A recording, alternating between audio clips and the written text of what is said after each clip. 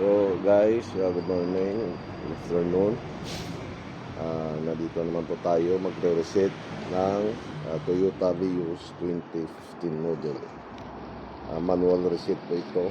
So yung first step natin is kumuha tayo ng 10 range na socket. Tapos tatanggalin natin yung negative ng battery. Bali, tatanggalin po natin to for 2 minutes. Iayaan lang po natin ng 2 minutes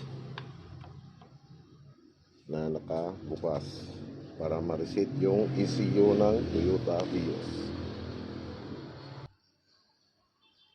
So guys, after 2 minutes, ibabalik na po natin yung negative ng battery, saka igpitan lang po natin to kasi kakalinis lang ng aircon nya at saka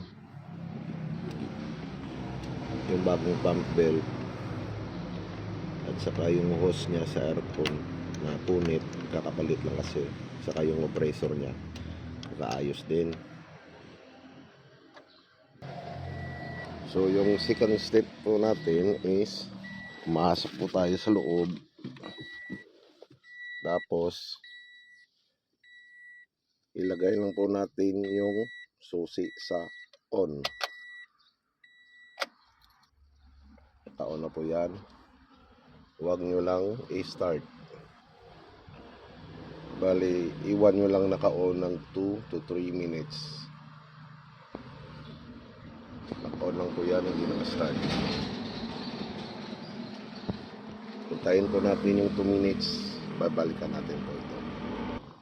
So guys, after 2 minutes, apakan po natin yung gasolinador. Huwag po natin bumbahin. Steady lang na ang apak. And after that, is-switch off natin yung susian. At pagkatapos, hayaan natin for 30 seconds to 1 minute yung pag-apak. Steady lang po, saka huwag bumbahin. So kakapalit lang kasi nito ng pump belt, kakalinis ng buong board ng aircon, filter, saka yung hose nya. So medyo yung andar nya is mabilis yung akyat baba ng kanyang idle. So hayaan lang po natin na napakan.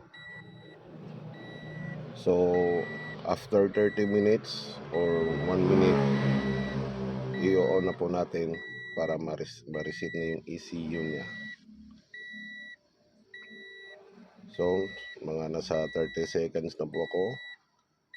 Bitawan na po natin yung gasolinador at saka i-start na po natin ng kusa. Ayan na po, mag-automatic reset na po yung ECU nito. Ayan lang po natin pandarin mga almost 1 minute. Okay guys, sana makatulong po sa inyo ito sa may mga Toyota Vios 2016 model. Basic lang po ito ng manual ECU reset.